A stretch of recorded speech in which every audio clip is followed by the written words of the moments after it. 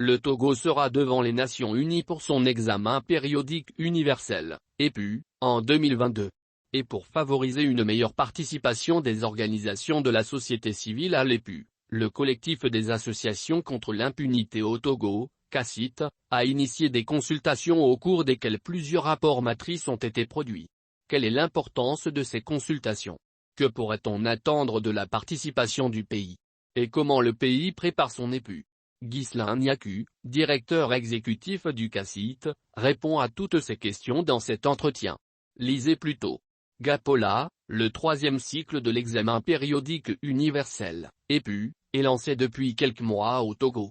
Faites-nous l'historique et explique-nous le fonctionnement et le but de ce mécanisme. Ghislain Niaku, mis en place en 2006 en remplacement de la Commission des droits de l'homme, l'examen périodique universel, EPU, est un mécanisme du Conseil des droits de l'homme, CDH, qui permet aux États pairs de s'évaluer sur la situation des droits de l'homme de leur pays correspondant.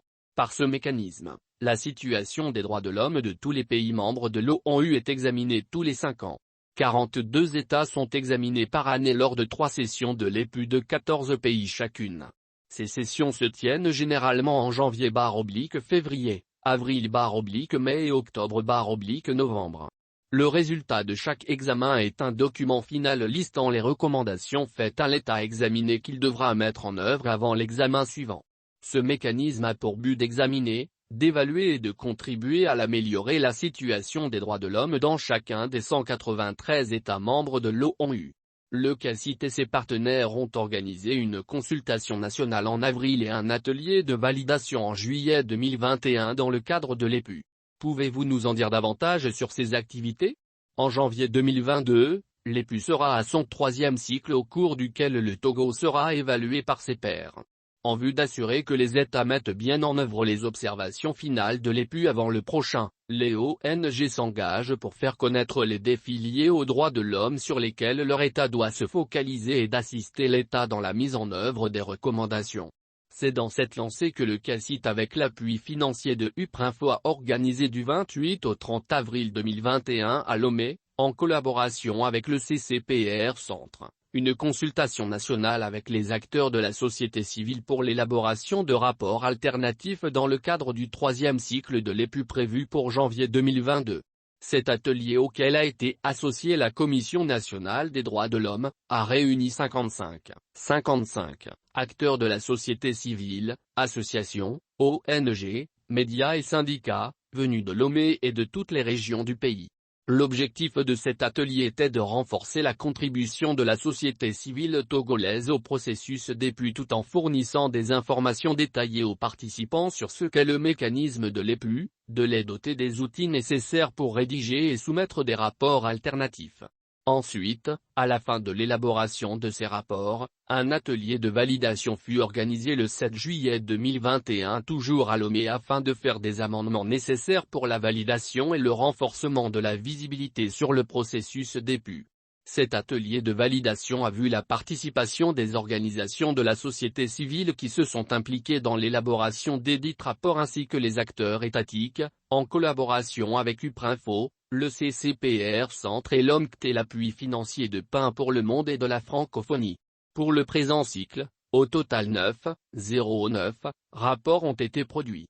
Ces rapports ont porté respectivement sur les droits civils et politiques, libertés publiques fondamentales et administration de la justice, conditions de détention, le droit à la vie, la torture et mauvais traitements et conditions de détention, les droits économiques, sociaux et culturels, les droits des femmes, les droits des enfants, les droits des personnes vulnérables, les droits des défenseurs des droits de l'homme, la corruption, entreprises et droits de l'homme ainsi que sur un rapport synthèse.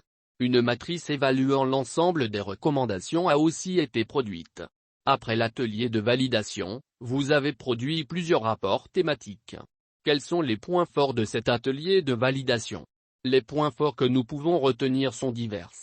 Nous pouvons évoquer comme point fort la participation des acteurs étatiques ainsi que des OSC dans leurs domaines respectifs qui a aidé à apporter des informations harmonisées, fiables et vérifiées dans les 9 rapports produits.